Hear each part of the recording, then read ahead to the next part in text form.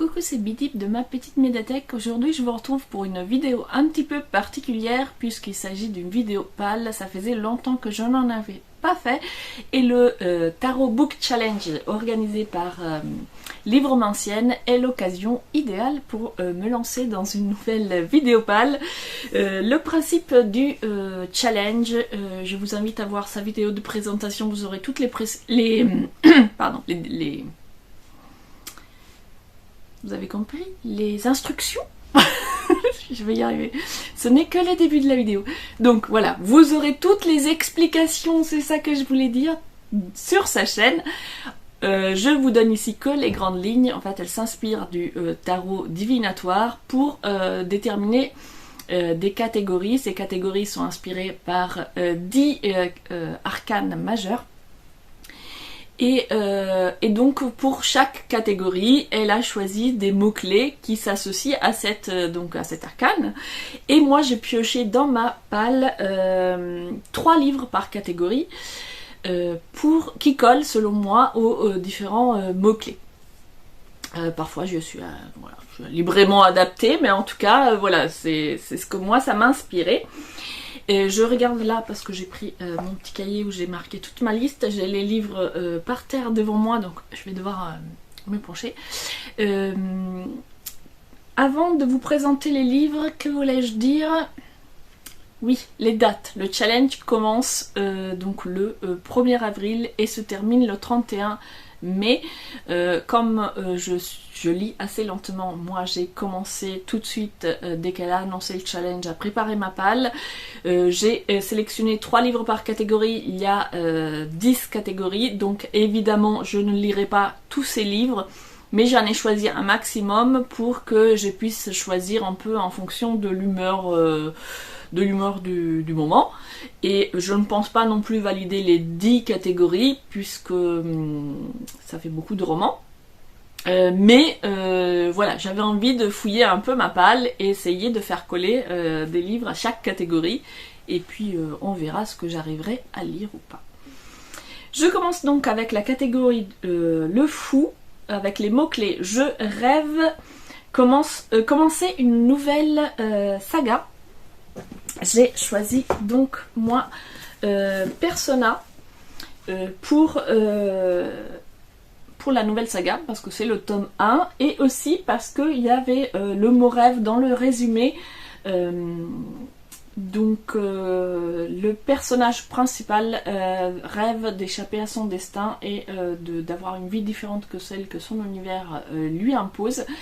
Et du coup, voilà, il y avait le mot rêve, il y avait le tome 1 d'une nouvelle saga. Je me suis dit que ça collait parfaitement à la thématique du fou. En plus, le personnage principal, comme vous pouvez voir là, a apparemment le pouvoir de changer de figure et tout, et donc je trouvais ça allait bien avec l'image du fou. Voilà. Ensuite, j'ai choisi Peter Pan, évidemment pour le mot-clé rêve, ça colle parfaitement à la thématique du rêve, et je trouve que ça colle bien aussi avec l'image du fou. Et puis c'est tout, voilà, c'est déjà pas mal.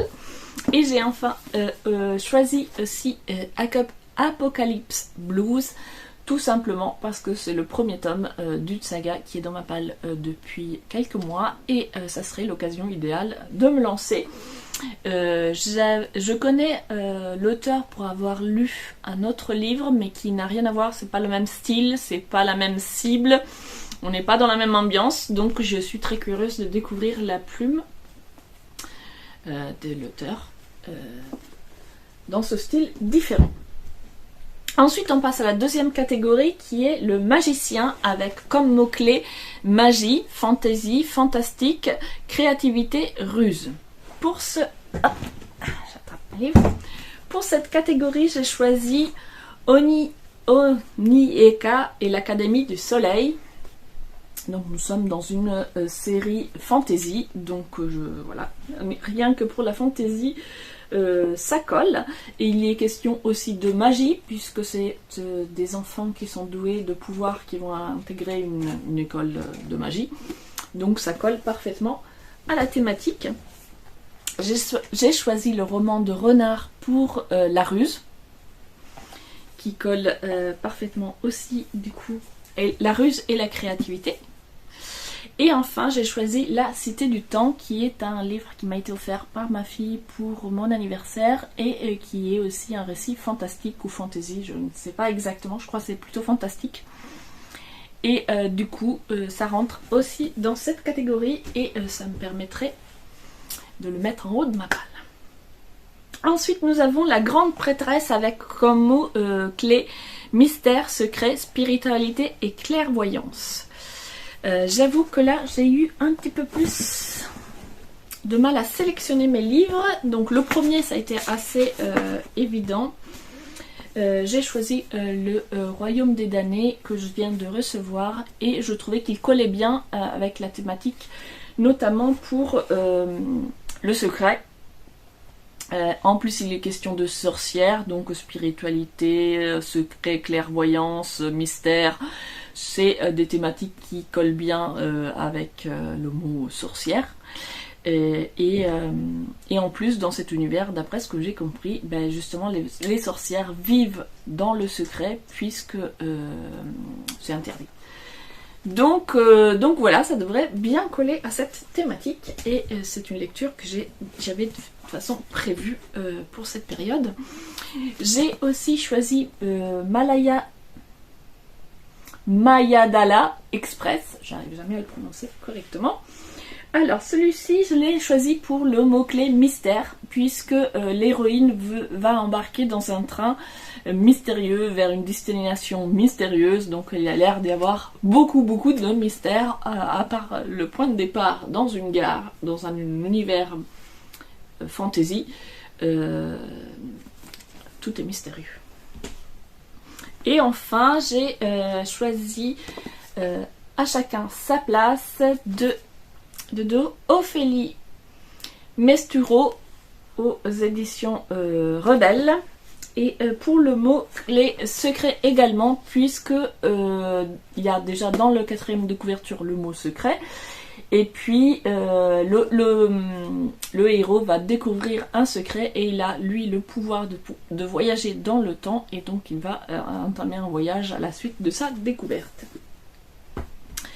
Voilà. Ensuite nous avons le hiérophante avec les mots-clés tradition, passé, origine, retour aux sources, héritage et croyance. Alors celui-ci j'ai bien tergiversé aussi et j'ai fini par choisir, excusez-moi, je montre le haut de mon crâne. Alors j'ai choisi Les Vikings, un livre que je viens de m'acheter. Ce n'est pas un roman, c'est un livre historique, mais je trouvais qu'il collait bien du coup, puisque nous sommes dans tradition, passé, origine, retour aux sources, et tout ça me semblait convenir à un livre historique sur les Vikings qui casse un petit peu les idées reçues et qui revient aux origines historiques de qu'est-ce qu'étaient vraiment les Vikings. Donc voilà, je trouvais que ça collait très bien à la thématique et puis ça change un petit peu des romans. Ensuite j'ai choisi Séraphine. Pourquoi j'ai choisi Séraphine? Ah oui, j'ai choisi celui-là, j'avais envie de le caser, j'ai un peu cherché où est-ce que je peux le mettre en vérité, mais il y est dans la 4e de couverture, question du fait que Séraphine, donc là nous sommes fin 19e à Paris. Séraphine est une jeune fille d'origine très modeste, sauf qu'elle a des rêves, donc ça aurait peut-être pu coller avec la catégorie, la première catégorie aussi. Mais voilà, pour surmonter toutes les difficultés, en fait, elle prie Sainte, je sais plus laquelle c'est, mince, je l'avais vu, Sainte Rita. Donc voilà, elle a une foi en Sainte Rita, elle prie Sainte Rita pour lui venir en aide, et donc il y avait le mot croyance. Je ne sais pas vraiment quel rôle la foi de l'héroïne va vraiment jouer dans l'histoire, mais on parle de sa foi dans le 4e de couverture, donc je me suis dit ça colle avec le mot-clé croyance. J'ai un peu extrapolé, hein. Et enfin j'ai choisi le roman de Mélusine pour les mots-clés origine et croyance encore. Croyance parce que c'est une légende, etc. Donc voilà, ça appartient au domaine des croyances. Et origine aussi, puisque je suis dans le Poitou et que donc Mélusine est à l'origine de je ne sais combien de châteaux, qu'à chaque ville se dispute la faveur de Mélusine pour dire que son château a été construit par la fée Mélusine. Donc voilà, origine des châteaux de Poitou avec la fée Mélusine. Ensuite on passe à la catégorie...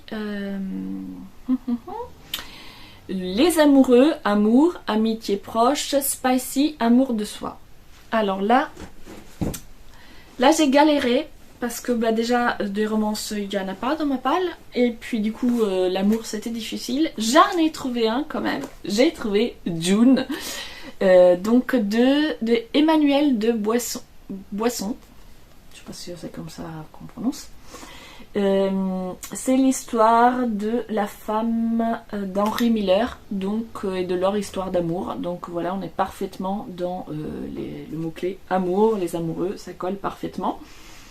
C'est un livre qu'on avait ramené, dédicacé du festival du livre de Brive, donc voilà, j'avais envie de le lire cette année, donc je le mets dans ma palle.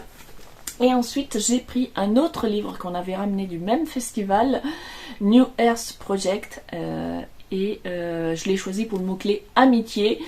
Quoique en lisant la 4e de couverture, je me dis que les deux protagonistes qui sont de grands amis verront sans doute leurs sentiments aller de l'amitié à l'amour, mais du coup on est parfaitement dans la thématique avec amitié proche, amour, etc. Donc pas de spicy, mais de l'amour quand même. Ensuite, la catégorie suivante, c'est le chariot avec comme mot-clé plan, guerre, bataille, ambition, sortir de sa zone de confort. Là encore, j'ai un petit peu galéré à faire ma sélection. J'ai donc choisi 3 livres. Le premier, c'est sortir de sa zone de confort. Voilà, j'ai choisi le haut elfique pour débutants parce que là c'est clair qu'on n'est pas du tout dans ma zone de confort, hein. Il ne s'agit pas d'un roman mais il s'agit d'un livre pour apprendre à parler le haut elfique. C'est pas le genre de livre qui va se lire comme on lirait un roman, quoi. C'est vraiment, il y a un dictionnaire et tout. Mais je me suis dit que ça serait l'occasion de lire ne serait-ce que l'introduction un peu pour voir la démarche de l'auteur. C'était un livre que je me suis fait offrir parce que ça me faisait délirer, mais je pense que j'y plongerai vraiment quand j'aurai le temps de me replonger dans le Seigneur des Anneaux et de relire donc toute la saga. Mais voilà, je trouvais que petit clin d'œil dans cette catégorie. Ensuite, j'ai choisi Combien de pas jusqu'à la lune. Là encore j'extrapole vachement parce qu'on n'est pas du tout dans un roman avec des guerres, des batailles, etc. Mais l'héroïne en tant que femme, et d'autant plus en tant que femme noire dans l'Amérique des années 60, va devoir mener une bataille pour pouvoir exercer les mathématiques et à un très haut niveau. Donc j'ai trouvé que ça correspondait bien quand même aux mots-clés ambition et bataille, puisque voilà, elle va devoir batailler pour s'imposer et elle a quand même de l'ambition pour pouvoir trouver la force d'arriver là où elle est arrivée, et surtout c'est un roman qui me fait très envie, qui est dans ma palle depuis un petit moment et que j'arrive jamais à caser parce que sur le moment, voilà, je fais un peu selon le feeling du moment, et du coup je me dis que voilà, ce serait l'occasion de le remettre en haut de ma palle. Et enfin j'ai choisi Ambition, donc de Johan Dubos, donc il s'appelle Ambition, donc voilà, comment coller plus à la thématique avec un nom pareil. Il va y avoir aussi des guerres, des batailles, des choses comme ça, donc je trouve qu'il colle parfaitement, et c'est aussi un livre qu'on avait ramené de Brive. Ensuite, la catégorie suivante, c'est La roue de la fortune, avec comme mot clé destin, prophétie et livre choisi par un tiers. Alors là, j'ai choisi Alors, j'ai choisi celui-ci, Saga de... je vous le montre parce que je suis incapable de prononcer ça. Donc une saga viking écrite au Moyen-Âge, donc voilà, une saga originelle, une vraie saga viking, et pas une réinterprétation. Donc il y est question de destin, le destin du héros, et puis chez les vikings la notion de destin était effectivement toujours très présente, donc je me suis dit que ça collerait très bien au mot-clé destin. Et pour les deux autres livres, j'ai pris livres choisis par un tiers et j'ai demandé à ma fille de piocher dans la palle de tous les livres que je n'avais pas déjà précédemment choisis pour ce challenge. Et donc elle en a choisi deux.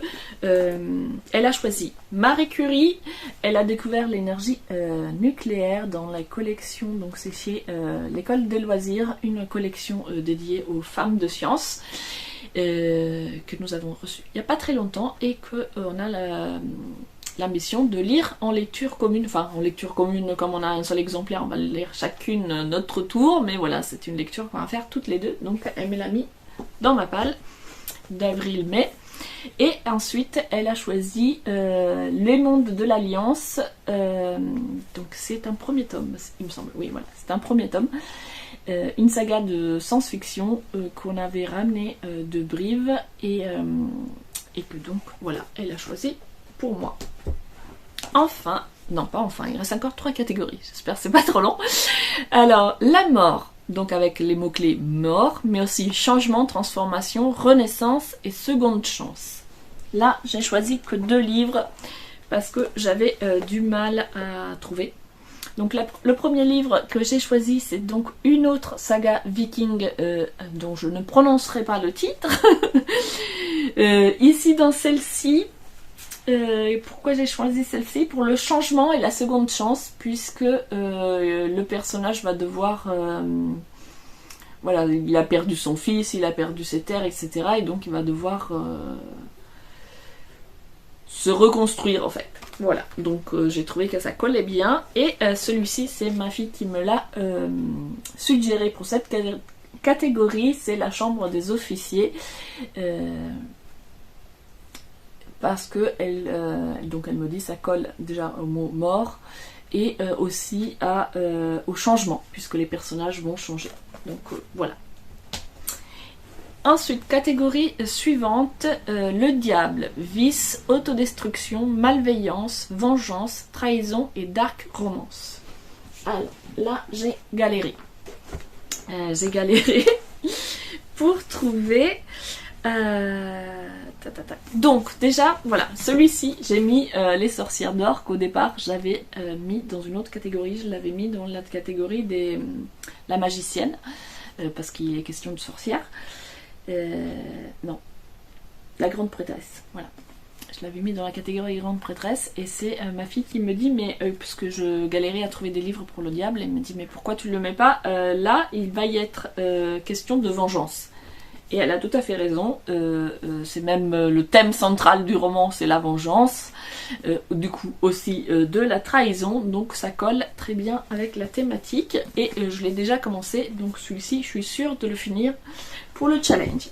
Ensuite j'ai choisi celui-ci, donc c'est Je voulais naître vent de Andrea Gentile, donc c'est un roman publié chez l'École des loisirs qui est dans ma palle depuis un moment et que j'avoue j'avais complètement zappé et du coup je trouve qu'il colle très bien à cette thématique pour le mot clé trahison, puisque l'héroïne c'est la fille d'un mafieux important et vu ses conditions de vie, elle décide de trahir donc sa famille et de témoigner contre sa famille auprès de la justice italienne. Donc voilà, je trouvais que ça collait au mot trahison et puis j'avais envie de le ressortir de l'oubli et de me le mettre dans ma palle, d'autant plus que voilà, je pense que je vous en ai présenté plein, mais il y a des gros pavés, il y a des petits romans, donc je pense qu'après avoir fini les sorcières d'or, je vais piocher dans les plus petits.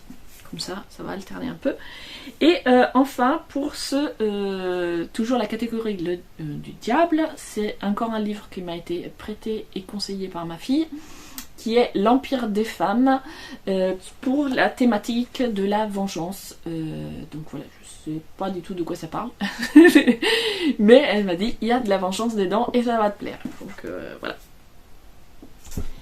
Et enfin, il me reste une catégorie, vous savez presque fini, il reste une catégorie et je n'ai que 2 livres, donc c'est la carte du monde et donc le mot-clé est simplement terminer une saga et là ça serait l'occasion idéale de terminer l'Historienne et Dracula qui ne fait que 2 tomes, dont j'ai lu le premier tome il y a déjà 2 ans. Et ça fait je ne sais pas combien de fois que je me dis ah je vais finir celui-ci et cette série et je ne l'ai toujours pas lu. Donc voilà, ça serait l'occasion idéale de terminer enfin cette histoire, d'autant plus que le premier tome m'avait bien plu, donc je ne sais pas ce que j'attends pour lire le 2. Trop de livres à lire et je passe toujours d'autres choses en priorité, mais voilà. Et j'ai aussi choisi donc Heartless, qui est donc le 4e tome du Protectorat de l'Ombrelle que j'ai lu en anglais.